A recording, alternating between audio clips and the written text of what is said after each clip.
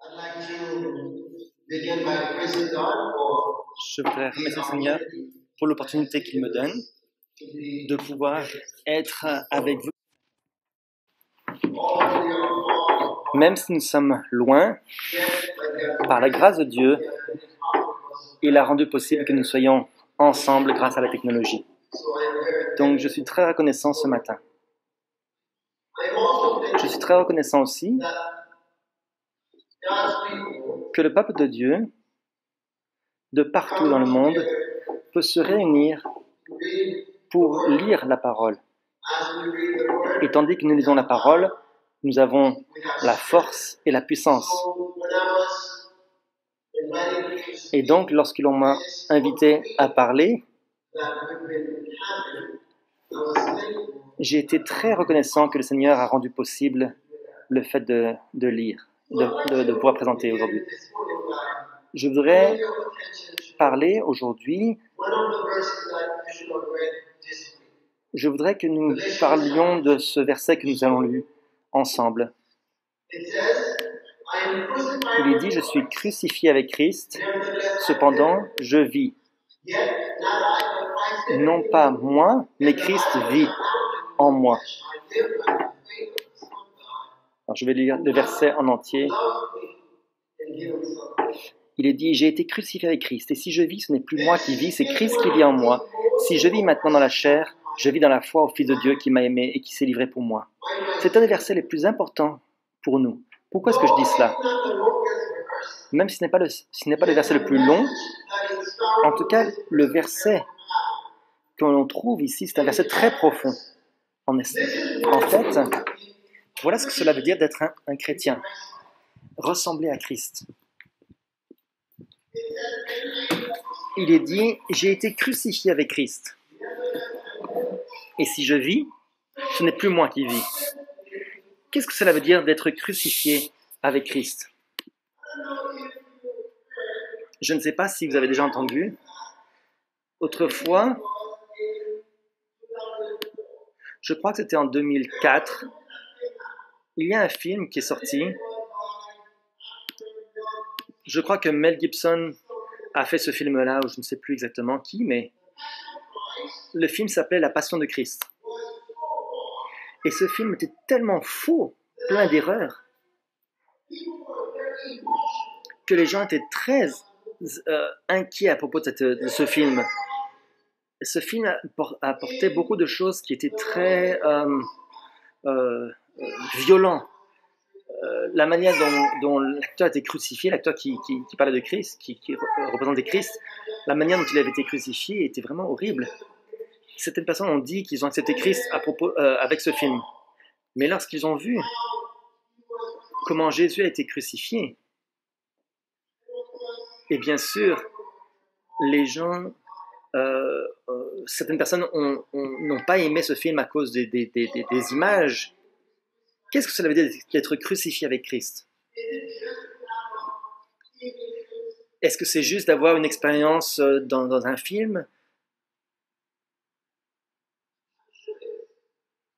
Je suis sûr que c'est bien plus que cela. Si vous vous rappelez, à l'époque de la mort de Jésus,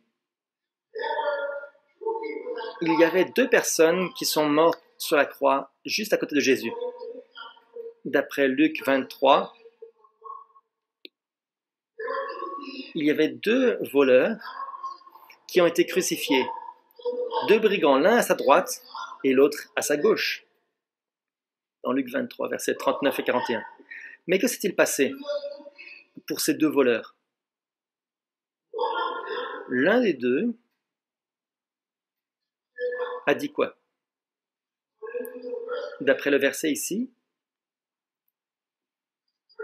verset 39, il est dit, l'un des malfaiteurs crucifiés l'injuriait en disant, n'es-tu pas le Christ? Sauve-toi toi-même et sauve-nous.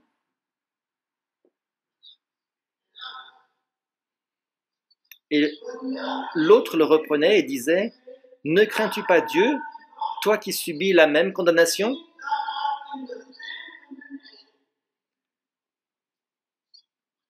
Donc, que s'est-il passé ici? les deux personnes qui ont été crucifiées avec Christ, l'un des deux, la crucifixion pour lui n'avait aucun effet, aucun impact. Mais pour l'autre, il a confessé et en fait, il a accepté Christ comme son sauveur personnel. Donc pourquoi cet homme qui a été crucifié sur la croix, juste à côté de Jésus, pourquoi est-ce que cet homme-là, lui, n'a pas eu la même expérience que l'autre homme? Est-ce qu'il est suffisant d'être crucifié avec Christ? Comme si c'était un film?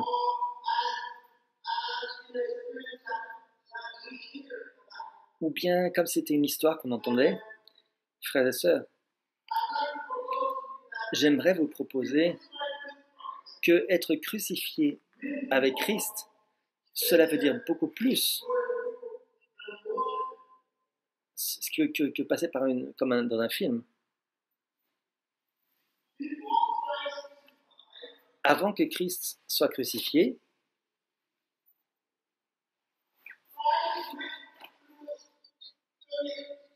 Christ est passé par des expériences difficiles. Et nous aussi, nous devons passer par ces mêmes expériences-là.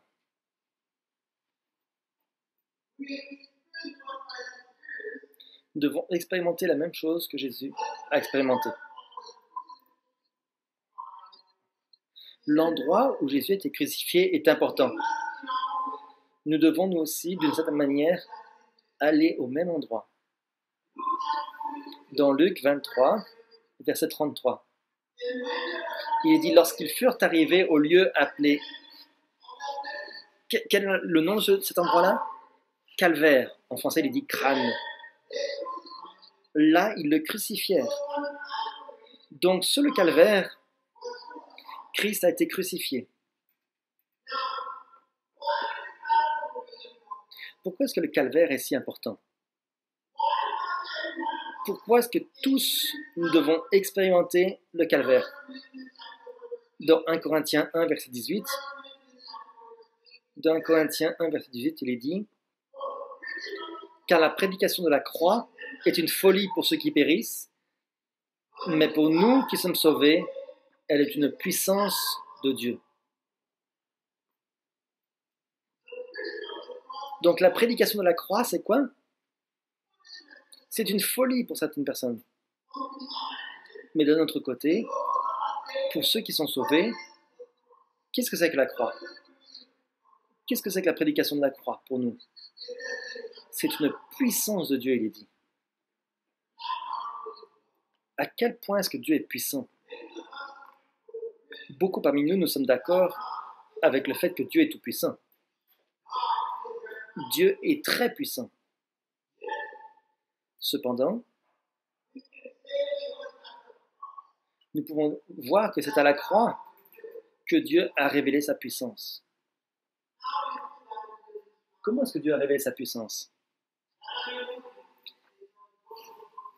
Dans le livre, afin que je puisse le connaître, c'est un livre qui présente des extraits de Sorwet, la croix du calvaire nous appelle et nous montre que Christ nous aime. Et pourquoi nous devons l'aimer maintenant? Pourquoi nous devons le considérer en premier? Plus que tout, mieux que tout, en toutes choses. Donc, la croix du calvaire nous donne la raison pour laquelle nous devons aimer Christ. Et non seulement pourquoi nous devons l'aimer, mais pourquoi il doit être le premier, le meilleur, le dernier en toutes choses. Il est dit,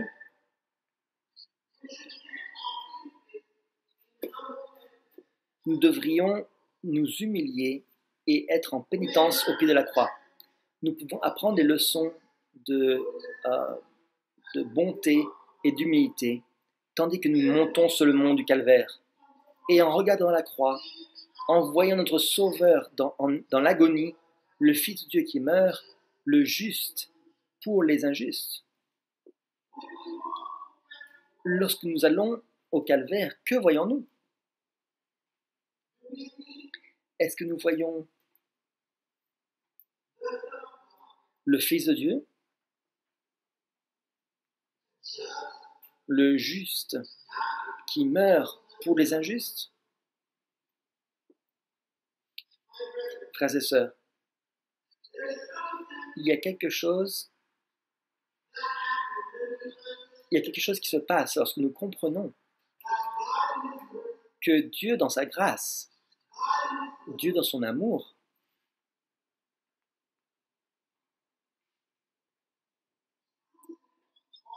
a permis la crucifixion. Il a permis que Jésus puisse mourir pour vos péchés et pour mes péchés.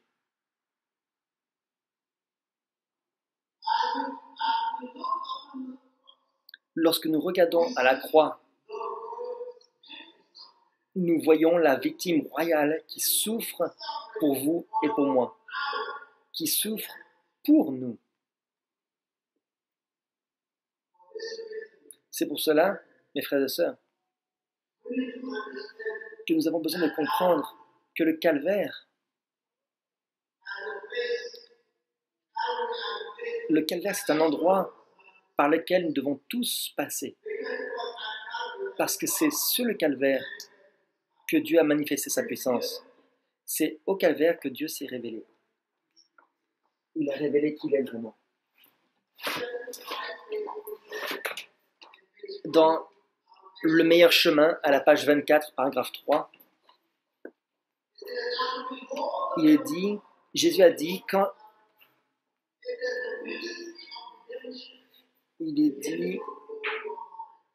c'est la contemplation du Fils de Dieu sur la croix du calvaire qui commence à nous révéler le mystère de la rédemption. La bonté de Dieu qui éclate nous amène à la repentance. Qu'est-ce qui s'est passé sur la croix du calvaire? Il est dit, le mystère de la rédemption commence à être révélé. Il n'est pas dit que le mystère se termine sur la croix. Non, le mystère commence. Le mystère de la rédemption commence à la croix. Je voudrais vous dire que lorsque nous comprenons que Dieu est en Christ et qu'il a réconcilié le monde avec lui-même, lorsque nous comprenons cela, lorsque nous comprenons que le Créateur est mort pour la créature, alors nous commençons à comprendre l'amour de Dieu.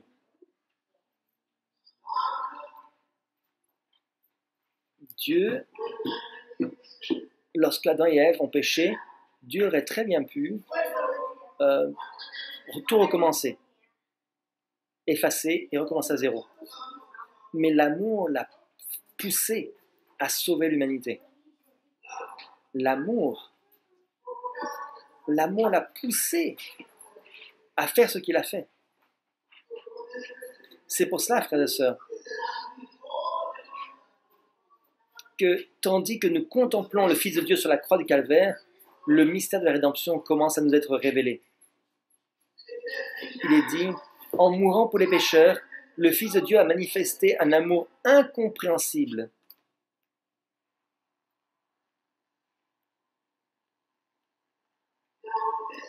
Et donc ce mot incompréhensible, c'est un mot français bien sûr, nous le comprenons. Incompréhensible, nous savons ce que cela veut dire. C'est quelque chose que nous ne pouvons pas comprendre. Nos esprits ne peuvent pas saisir la plénitude de cet amour. On peut commencer à le comprendre, on peut avoir une petite idée, mais nous ne pouvons pas complètement comprendre la profondeur de cet amour. Il est dit, tandis que le pécheur donc regarde cet amour, il est dit, cela touche le cœur, frappe l'esprit et brise toute résistance. Voilà pourquoi, mes chers frères et sœurs, nous devons expérimenter la croix. Nous devons regarder au calvaire et voir un sauveur mourant pour vos péchés et pour mes péchés.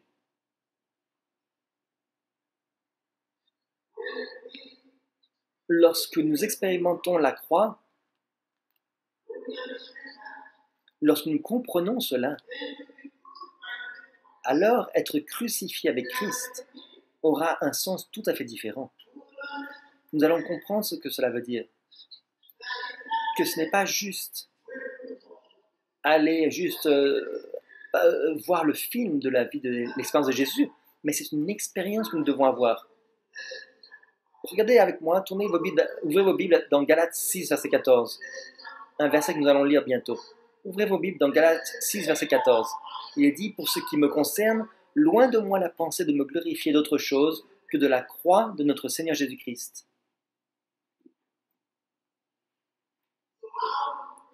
Comment est-ce que nous pouvons crucifier la chair? Est-ce que nous devons nous infliger des souffrances sur notre corps?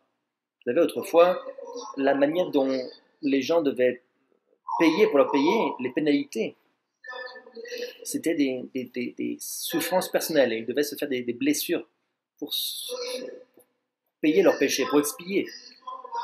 Est-ce que c'est ça l'expiation? Non. Non. Dans Foi et chrétien, il est dit, non, nous devons mettre à mort les passions et ses désirs. Les pensées corrompues doivent être expulsées. Les facultés mentales doivent être rendues captives de Jésus-Christ. Toutes les propensions bestiales doivent être assujetties aux facultés supérieures de l'âme. L'amour de Dieu doit régner en maître. Il est dit, le Christ doit occuper le trône en souverain absolu. Christ, écoutez bien, doit occuper le trône en souverain absolu. Je me rappelle l'histoire qu'on m'a racontée d'un homme qui avait une grande maison. Une maison que nous pouvons considérer comme un château, une très grande maison.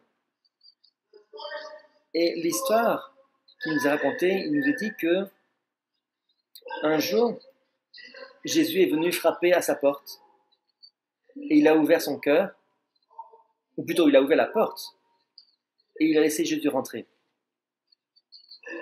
Et il a donné à Jésus une pièce pour que Jésus puisse dormir ici. Il a dit, Seigneur, je te donne une pièce, c'est juste pour toi. Tu peux rester ici, dormir là tant que tu veux. Ce soir-là, l'histoire continue en disant que ce soir-là, Satan est venu aussi frapper. Et l'homme a lutté pour que le diable ne puisse pas rentrer. Il ne voulait pas laisser le diable rentrer dans sa maison.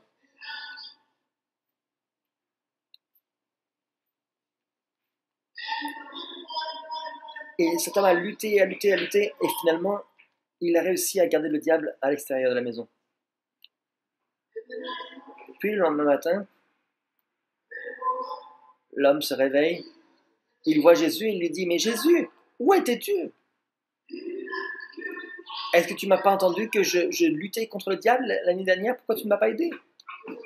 Et Jésus lui a répondu, oui, je t'ai entendu.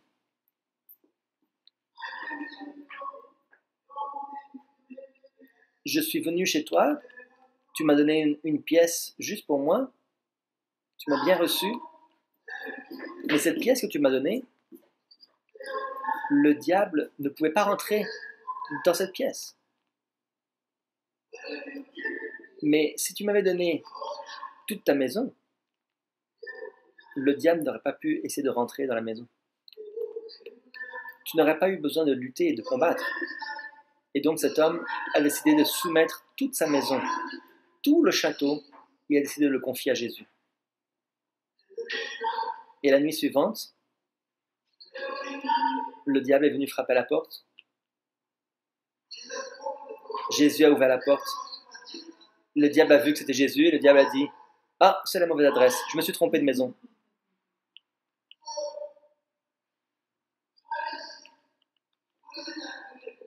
Que pouvons-nous apprendre de cette histoire? cette maison que l'homme avait, c'est son cœur.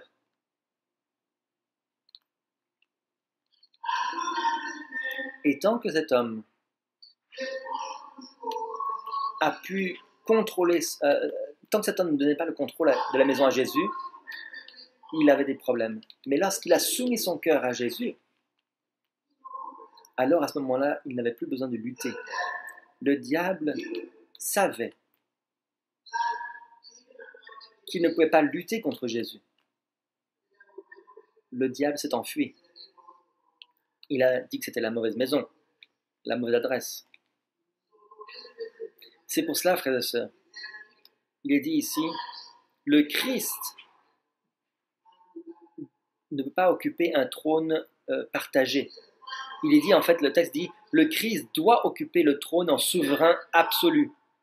Nous ne pouvons pas avoir un pied ici et un pied là. Un pied en Christ et un pied à l'extérieur. Nous devons nous soumettre entièrement à lui. Parce qu'il nous aime tellement. Il se donne entièrement à nous. Dans 2 Corinthiens chapitre 5, versets 16 à 18, il est dit, dans 2 Corinthiens 5, il est dit, « Ainsi, dès maintenant, nous ne connaissons personne selon la chair, et si nous avons connu Christ selon la chair, maintenant nous ne le connaissons plus de cette manière. » Verset 17, il est dit, « Si quelqu'un est en Christ, il est une nouvelle créature. » Qu'est-ce qui se passe ici? Si quelqu'un est en Christ, il est quoi? Il est une nouvelle créature. Les choses anciennes sont passées, voici toutes choses sont devenues nouvelles. Voilà ce qui se passe lorsque nous nous soumettons à Christ. Voilà ce qui se passe lorsque nous sommes crucifiés avec Christ. Le vieil homme, la vieille vie, le vieux moi, tout cela est crucifié. Et nous devenons une créature nouvelle en Jésus-Christ. Cette nouvelle créature ne vit plus dans le péché. Cette créature ne vit plus pour le moi. Cette créature ne pense qu'à une seule chose, elle pense au Seigneur Jésus-Christ. Dans Romains 6, versets 6 à 7, il est dit, « Sachant que notre vieil homme a été crucifié avec lui », c'est un verset qui ressemble beaucoup au verset de Galates que nous avons lu tout à l'heure, n'est-ce pas? C'est très similaire. Regardez, il dit, « Sachant que notre vieil homme a été crucifié avec lui, afin que le corps du péché fût détruit, pour que nous ne soyons plus esclaves du péché. Car celui qui est mort est libre du péché. Or, si nous sommes morts avec Christ, nous croyons que nous vivrons aussi avec lui, sachant que Christ ressuscité des morts ne meurt plus. La mort n'a plus de pouvoir sur lui, car il est mort, et c'est pour le péché qu'il est mort une fois pour toutes. Il est revenu à la vie, et c'est pour Dieu qu'il vit. Je suis crucifié avec Christ. Cependant, je vis toujours. Dans Galates, il était dit cela. Et ici, il est dit, nous sommes morts avec Christ, et nous croyons que nous vivons maintenant avec lui. Donc la mort n'est pas la fin de la vie chrétienne. Il y a un espoir au-delà de la tombe. La mort n'est pas la fin. Mes chers frères, maintenant que nous avons crucifié la chair, que nous avons crucifié le vieil homme, le vieux moi, est-ce que nous restons morts? Non. Nous devons vivre une nouvelle vie. C'est pour ça qu'il est dit, j'ai été crucifié avec Christ, et si je vis, ce n'est plus moi qui vis, c'est Christ qui vit en moi. Dans Galates 2, verset 20. La nouvelle vie, c'est Christ. C'est Christ qui vit en moi maintenant. Christ vit en moi. Dans 1 Timothée 5, verset 6,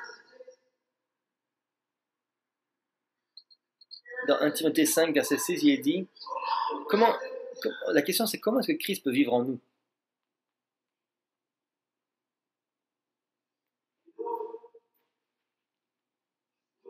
Vous savez, nous devons réaliser que sans Christ, il n'y a pas de vie. Et donc, imaginez pendant quelques secondes que vous marchez, vous allez dans votre chemin, et partout où vous allez, il y a des gens morts, des corps, partout, des zombies, des gens morts autour de vous. Typiquement, les gens ont peur des corps morts. Et ils ont raison. Mais avez-vous réalisé qu'il y a plein de gens qui marchent autour de vous? Et comment la Bible les décrit? Ils sont morts. Pourquoi? Parce que sans Christ, il n'y a pas de vie. C'est pour ça qu'il est dit ici, mais celui qui vit dans les plaisirs est mort, quoique vivant. 1 Timothée 5, verset 6. Christ doit résider maintenant dans notre vie. Il ne doit pas non seulement résider dans notre vie, il doit présider notre vie. Christ ne doit pas seulement résider dans nos maisons, il doit présider notre maison.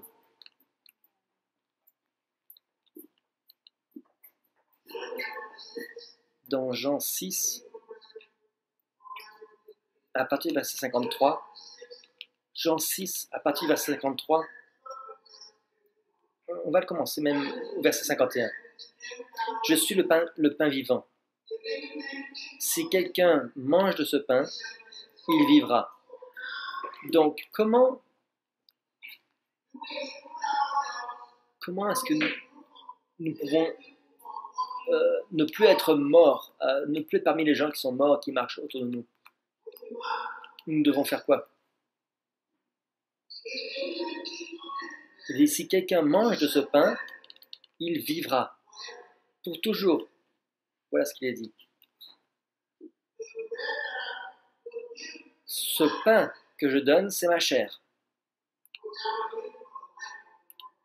que je donne pour la vie du monde. Alors lisons maintenant le verset 53. Jésus leur dit, en vérité, je vous le dis, si vous ne mangez la chair du Fils de l'homme, et si vous ne buvez son sang, vous n'avez point la vie en vous-même.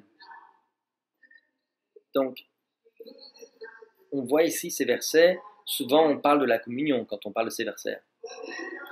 Mais ces versets ne sont pas restreints pour la communion. Ces versets parlent ici d'une expérience que nous devons avoir chaque jour de notre vie.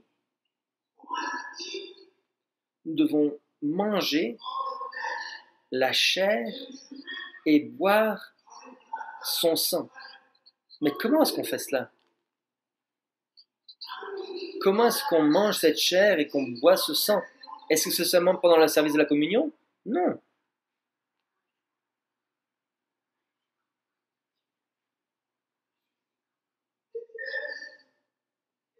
Il est dit dans le livre Jésus-Christ, à la page 380 en français, paragraphe 1, Jésus-Christ, page 380, il est dit « Manger la chair et boire le sang du Christ, c'est le recevoir en qualité de sauveur personnel. » Est-ce que vous avez compris ce point? Donc, manger la chair et boire le sang du Christ, c'est le recevoir en qualité de sauveur personnel. Qu'est-ce que cela veut dire? Beaucoup parmi nous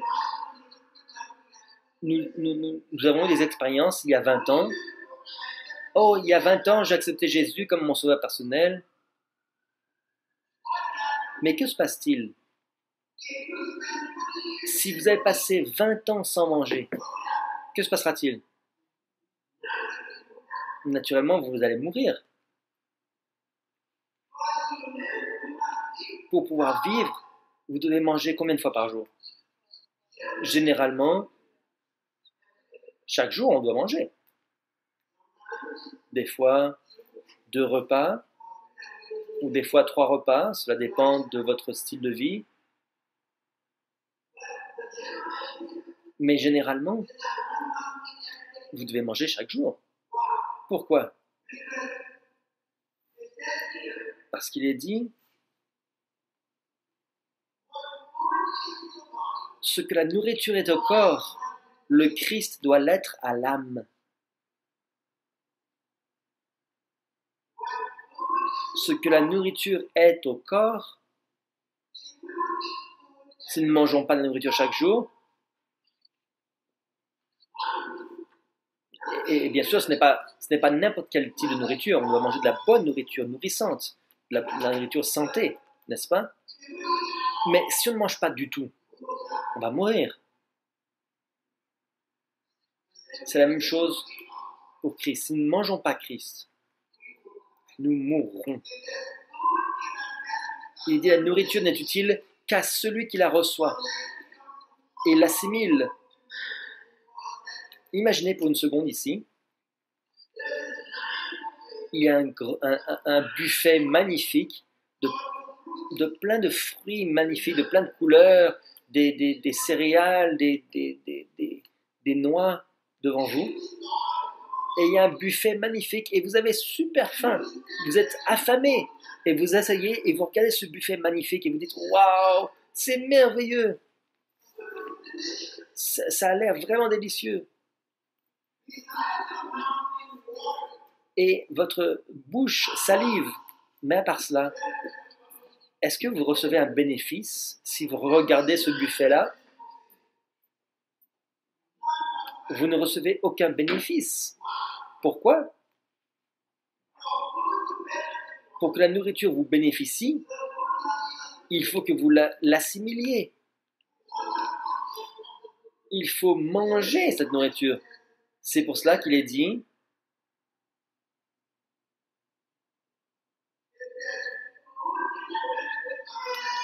la nourriture n'est utile qu'à celui qui la reçoit et l'assimile. Donc Christ n'a aucune valeur pour nous si nous ne le connaissons pas comme notre sauveur personnel. Mes chers frères, j'ai une question pour vous. Vous n'avez pas besoin de me répondre, mais c'est une question que vous devez répondre pour vous-même. Avez-vous accepté Jésus comme votre sauveur personnel? Avez-vous accepté Christ aujourd'hui?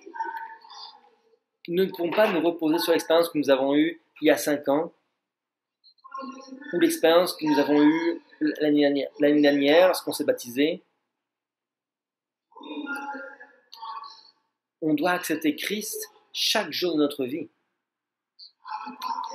Tandis que vous mangez la nourriture, vous vous rappelez que nous devons participer à Christ chaque jour.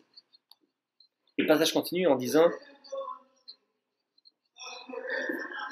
une connaissance théorique n'aura aucun effet. Nous devons le recevoir dans notre cœur afin que sa vie devienne notre vie. Il y a quelques années, je suis allé chercher quelqu'un pour l'emmener à l'église. Cette femme a amené avec elle son petit-fils.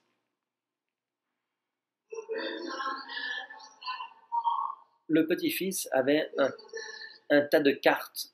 Il avait un tas de cartes avec lui, des cartes à jouer. Et ce jeune homme a regardé ses cartes. Et je lui ai demandé, mais c'est quoi ces cartes? Il m'a dit, oh, ces cartes, elles ont les statistiques de tous des joueurs, des gens Il m'a dit, tu peux me poser n'importe quelle question sur n'importe lequel de ces joueurs de ce tas de cartes et je vais te répondre. Je connais toutes les statistiques sur ces joueurs. Alors j'ai pris quelques cartes et je lui ai posé des questions. Je lui ai dit, qui est tel joueur? Et il était capable de me dire la taille de ce joueur, le poids de ce joueur, le nombre de buts qu'il avait marqué. Il peut me donner toutes sortes de détails sur ces joueurs. Donc je lui ai demandé. Et j'ai pris une autre carte. Je lui ai posé d'autres questions encore. Et il était capable de me répondre à toutes les questions. Alors je lui ai demandé, as-tu rencontré déjà une de ces personnes-là dans la vraie vie? Il m'a dit non. Je les vois seulement à la télé. Et tu sais, beaucoup d'entre nous, on peut répondre à toutes les questions sur Jésus. On peut répondre à toutes les questions sur la chrétienté. On a une connaissance théorique de Christ, mais on n'a pas une connaissance personnelle de Christ.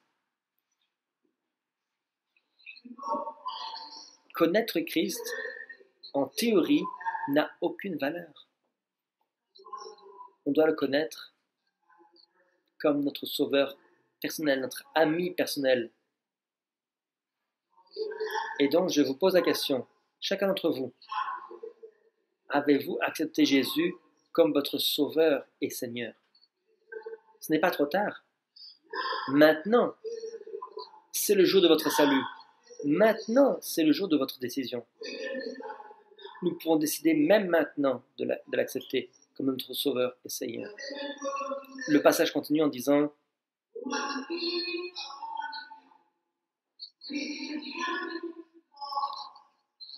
nous devons nous rassasier de lui, le recevoir dans notre cœur pour que sa vie devienne notre vie.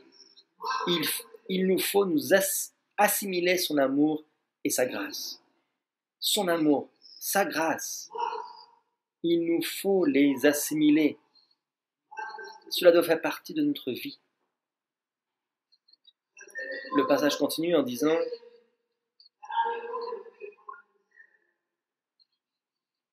le passage continue toujours.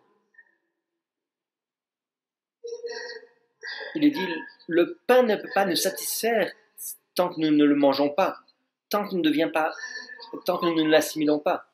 Une connaissance de Christ n'aura aucune efficacité, sauf si nous devenons comme lui, dans le caractère, en ayant sa ressemblance. Une connaissance de Christ n'a aucune valeur.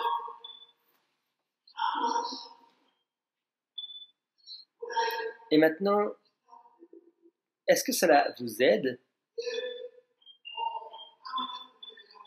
Ou plutôt, est-ce que vous allez m'aider si vous êtes là et vous êtes en train de manger et je suis là en train de vous regarder, j'admire votre nourriture et je vous regarde en train de manger. Est-ce que je vais être nourri si je vous regarde manger? C'est pour ça que nous ne pouvons pas nous laisser aller à juste profiter de l'expérience de quelqu'un d'autre. Nous avons besoin de prendre cette nourriture et de mordre dans cette nourriture et de mâcher pour nous-mêmes.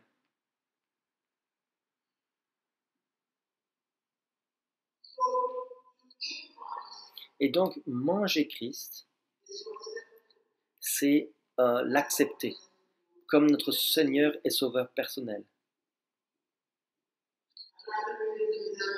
J'aimerais toujours lire dans Jésus-Christ à la page 382.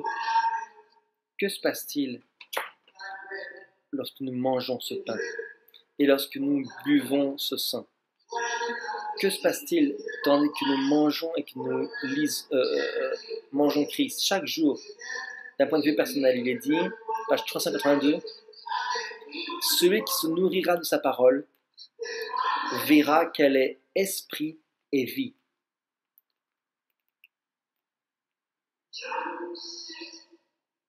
Dans Jean chapitre 6, il est dit qu'on doit se nourrir de Christ, se nourrir de la parole. Que se passe-t-il donc lorsque nous nous nourrirons? Il est dit, la parole fait disparaître la nature charnelle et communique une vie nouvelle en Christ Jésus. Voudriez-vous avoir cette expérience-là? J'aimerais bien avoir cela, n'est-ce pas? Et j'aimerais, pour chacun d'entre vous, que vous ayez cette expérience. Mais il est dit, la parole fait disparaître la nature charnelle et communique une vie nouvelle en Christ Jésus. Il dit, le Saint-Esprit vient réconforter notre âme. Par l'action transformatrice de sa grâce, l'image de Dieu est reproduite chez le disciple qui devient une nouvelle créature. Qu'est-ce que Christ attend? Qu'est-ce que Christ attend? Pourquoi est-ce que Christ n'est pas encore revenu? Est-ce que c'est parce que le monde n'est pas prêt? Est-ce que le monde n'est pas encore mauvais? Est-ce qu'il n'y a pas assez de crimes dans le monde? Non. Christ attend avec un désir intense pour que nous puissions être qu'il puisse être représenté dans l'Église. Nous ne parlons pas de chaque Église dans le monde, nous parlons de nous. Le Saint-Esprit doit venir réconforter notre âme et par l'action transformatrice de sa grâce, l'image de Dieu est reproduite chez le disciple qui devient une nouvelle créature. L'amour succède à la haine. Le cœur est formé à la ressemblance divine. C'est là vraiment vivre de toute parole qui sort de la bouche de Dieu. Mes chers frères et sœurs,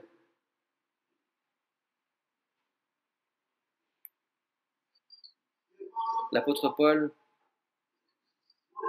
voulait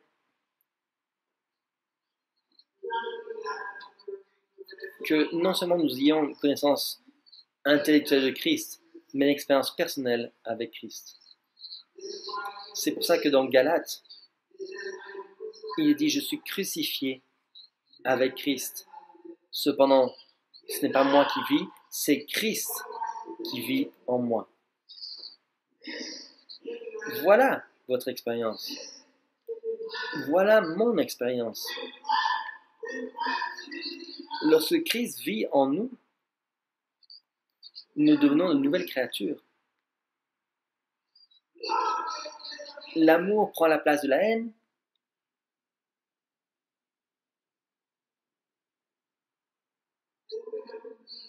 Et nous devenons de nouvelles personnes. Voudriez-vous que ceci soit votre expérience? J'aimerais que ceci soit mon expérience. Et je prie que cela puisse être mon expérience et votre expérience aussi. Dans Jean 15, verset 10, j'aimerais conclure avec cela. Jean 15, verset 10, il dit « Si vous gardez mes commandements, vous demeurerez dans mon amour, de même que j'ai gardé les commandements de mon Père et que je demeure dans son amour. »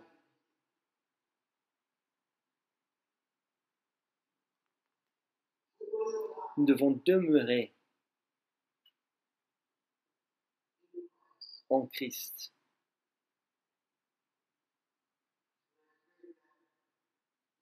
Et je prie pour que tous nous puissions expérimenter cela.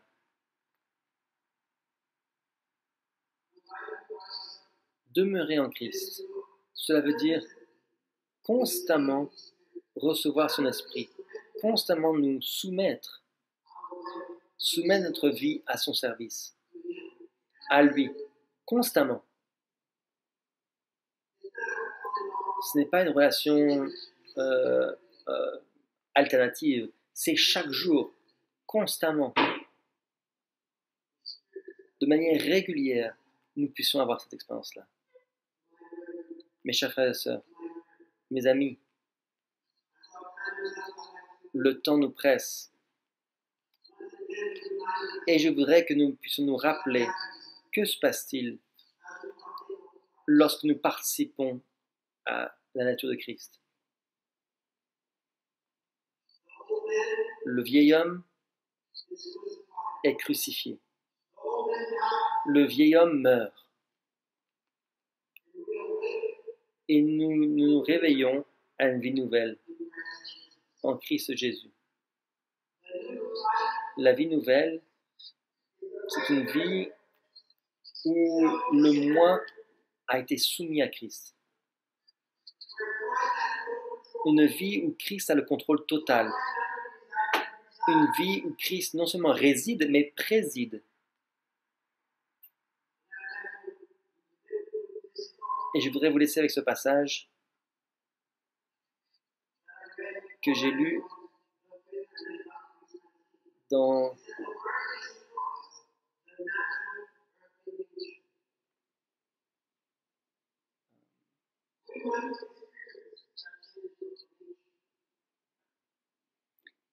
Jésus-Christ à la page 382. Il est dit: la parole fait disparaître la nature charnelle et communique une vie nouvelle en Christ Jésus. Le Saint-Esprit vient réconforter notre âme. Par l'action transformatrice de sa grâce, l'image de Dieu est reproduite chez le disciple, qui devient une nouvelle créature. L'amour succède à la haine, le cœur est formé à la ressemblance divine. Jésus-Christ, page 382. Que cette expérience puisse être mon expérience et votre expérience. C'est ma prière. Amen.